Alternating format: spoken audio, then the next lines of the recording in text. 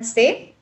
So, today's topic is simple and healthy living, which is very important nowadays because we make things complicated easily, but we actually don't know how to simplify things and lead the healthy and happy life.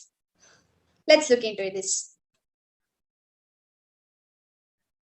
What you feel or think when you hear the term Ayurveda?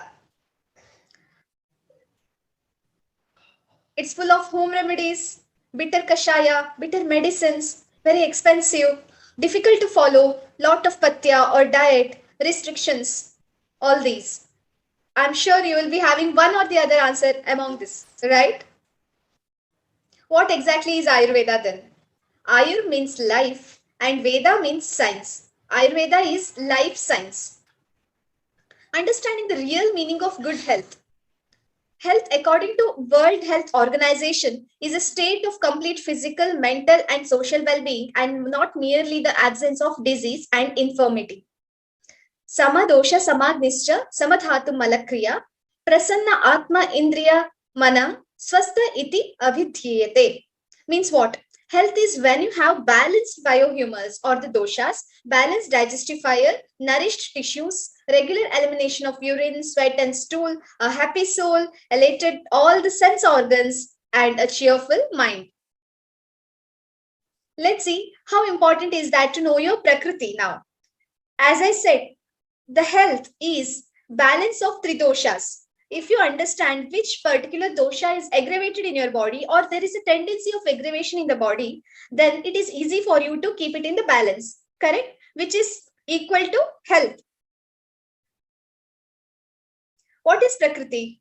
At the time of conception or union of sperm and ovum, the particular prakriti or dosha predominance will be present inside the uterus. Outside environment, parents, dosha factors, etc., all clubbed together, and it comes as a individual prakriti for a baby. Prakriti will develop as either one dosha as predominant, which is very rare. For example, Pitta dosha predominant, maybe up to 90% of the body and mind is of Pitta dosha dominance. That is very rare. It can be either with a two dosha combination. Usually, it will be the major two dosha combination, like Vata Pitta Pitta Kapha or Vata Kapha. Balance of Tridosha is very rare. Again, balance of Tridosha is the best.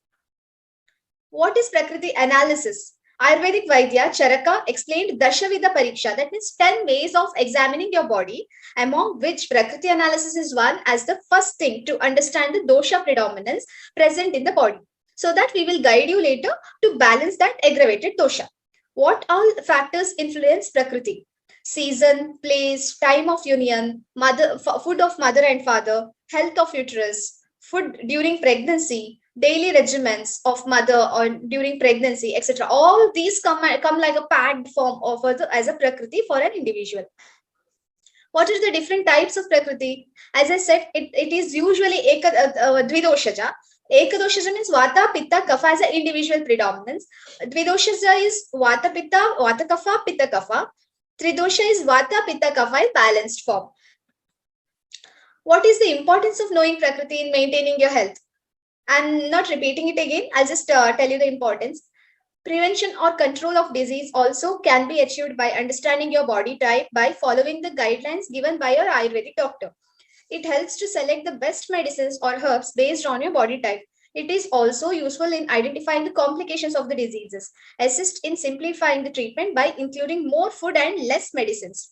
Can I change my prakriti? Because if I say Vata prakriti is of no, having many aches and pains, so I want to change into Kapha prakriti. Is it possible? No, you can just balance your doshas by following some regimen. Can I? So as I said, you cannot change your prakriti because it is since birth. It is decided during conception and with parents previously mentioned attributes. But if you know which dosha is predominant and have the tendency to get imbalance, you can keep a track in your diet and lifestyle, keep them in balance form. The imbalance of doshas leads to vikriti or disease. This is why you should know your prakriti and understand which is the predominant dosha factor in the body and try to calm down. What exactly are these? So when I say vata, many think, okay, that is gas, vayu, bloating. Is it so? Pitta, anger, acidity, burning, fire. Kapha. Oh, I have cold and cough. Is that kapha? Chest congestion. Is that kapha? Let's see what is it.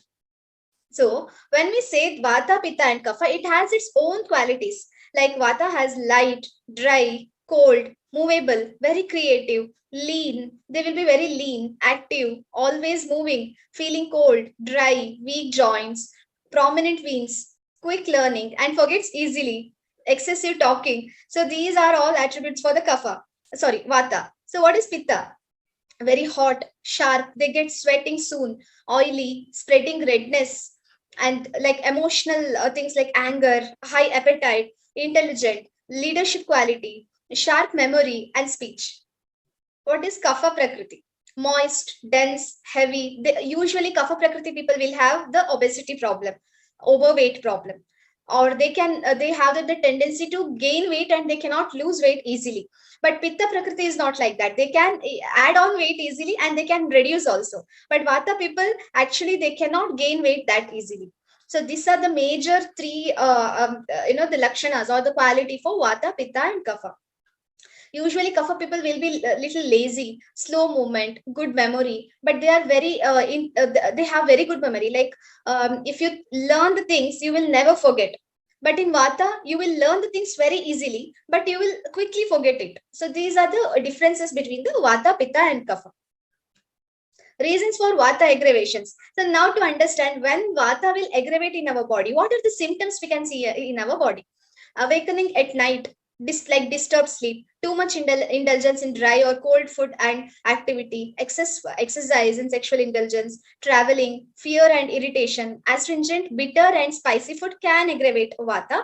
So make a point of that: bitter, spicy, and astringent taste. Evening time, cold and rainy seasons, these are the main time and the period of the year where the vata aggravation is there. Suppression of natural urges, that also can lead to vata aggravation.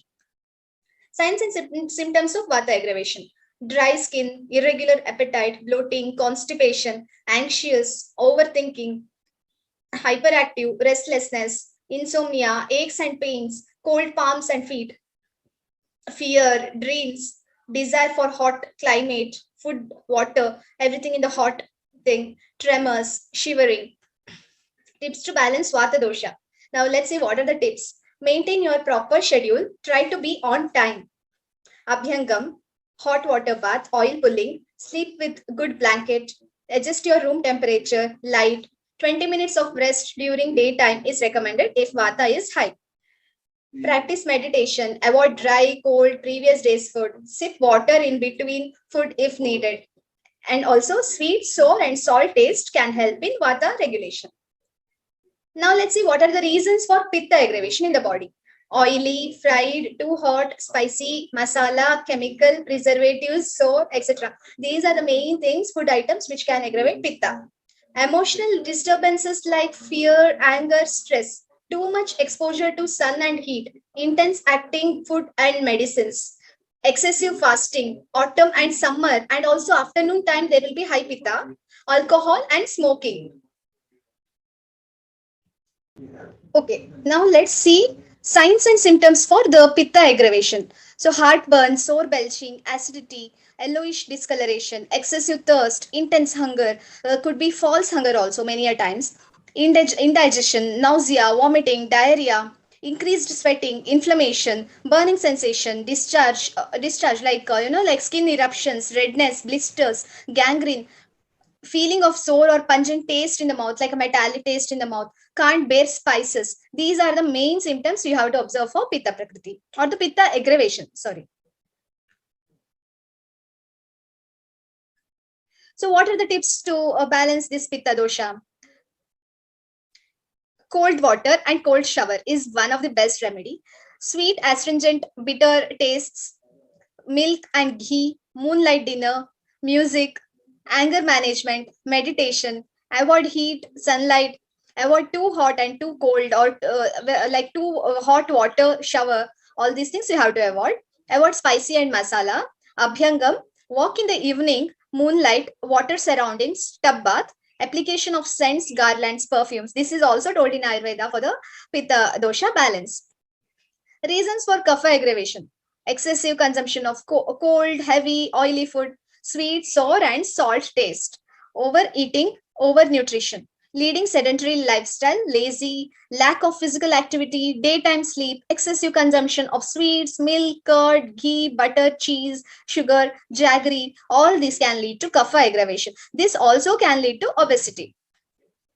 Signs and symptoms of kapha aggravation: lazy or lethargy, feeling heavy, low body temperature, lack of appetite, nausea, fullness, no interest towards food, depression, low mood, lack of interest, cough, heaviness in the chest, excess sleep, weak debility, tiredness, indigestion, feeling of cold, swelling, itching. These are the main symptoms for kapha aggravation. Tips to balance kapha dosha. Swedana means fermentation, getting a good sweat. Like you can either take a warm, kind of cabin where you sit and they give they give this external fumes, so that you get the sweating in the body. That is best for kapha dosha. Udvartana, that's a dry powder massage. Dry food which is not deep fried and oily. Avoid cold and frozen stuffs. Avoid cold water for bathing and drinking. Medicated dhumapana, fasting, less food intake, easily digestible food, soups, honey, hot and freshly prepared food, pungent, bitter, astringent tastes, spices like ginger, pepper, cinnamon, cumin, etc. Herbal gargles. Avoid sedentary lifestyle. Come out from the comfort or luxury. Physical activity, yoga, walking, exposing to good sunlight, keep thinking, keep yourself active, speak to people, meet people, socialize. All this can balance the aggravated kapha dosha. So I'll give you a quick idea how you can quick start your simple and healthy living. Are you all ready?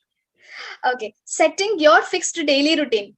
When you set your daily eating time, your body automatically secretes enzymes and hormones based on your food time. You eat once or twice or thrice a day. You set your food time. This helps you to set your biological clock, which reminds you at the particular time by sending the hunger signal. When you sleep on time or fixed time after practice, you will get that sleepy or that urge to sleep at the same time and wake up in the early morning.